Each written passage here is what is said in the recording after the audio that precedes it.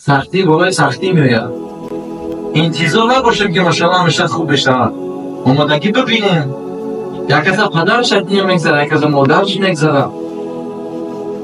دیگری جگر گوشه دیلش فرزندش برای دیلش.